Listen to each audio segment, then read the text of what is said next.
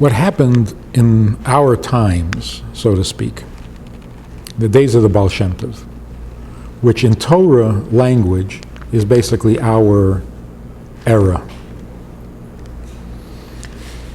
There was the time of the patriarchs, there was the time of the kings, there was the time of the prophets, there was the time of the sages, and then there was the time of the tzaddikim, the Baal Shem Tov and his successors. Here's really, just historically, what happened. Around that time, there was a very strong assimilationist movement called the Enlightenment, the Haskalah movement.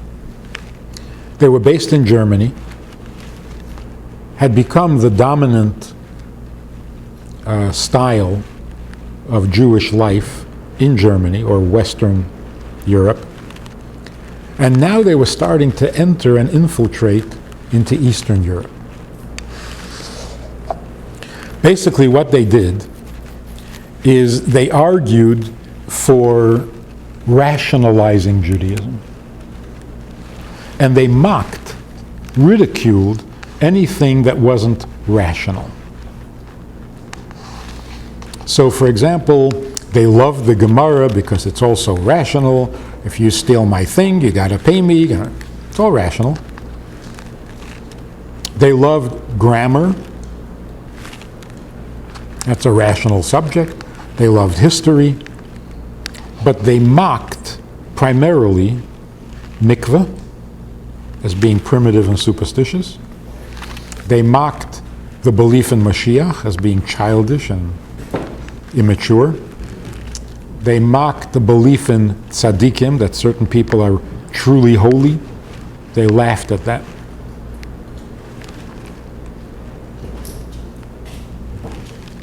So when they started influencing or infiltrating Eastern Europe, there were two reactions on the part of the observant, traditional, frum communities. One reaction was, we have to protect the dignity and the honor of Torah.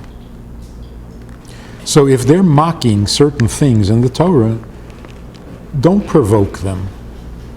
Don't give them ammunition. So don't speak about mikvah. Keep it low profile. Because if you speak about it and you talk, it'll just give them more opportunity to ridicule Torah, and you can't allow that. So don't talk about Mashiach so much.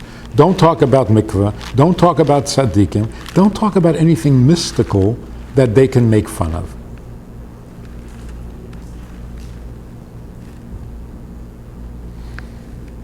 The other reaction, other communities, was one of outrage. They're making fun of mikveh, then we're going to talk about it 10 times as much. They make fun of tzaddikim, then we will talk about it constantly.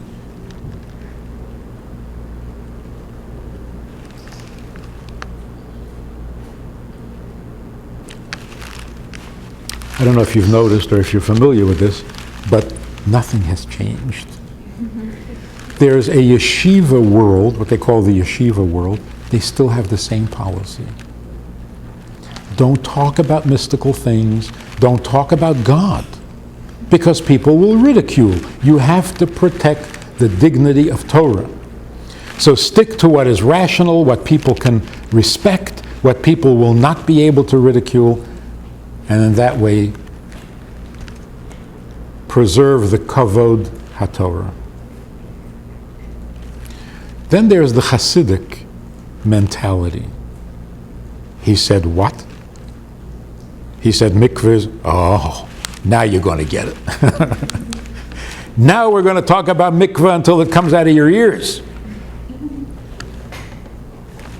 Same. It hasn't changed. It hasn't changed. There was another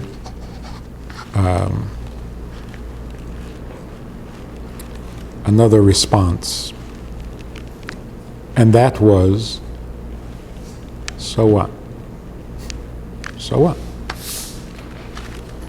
So they ridicule. So what?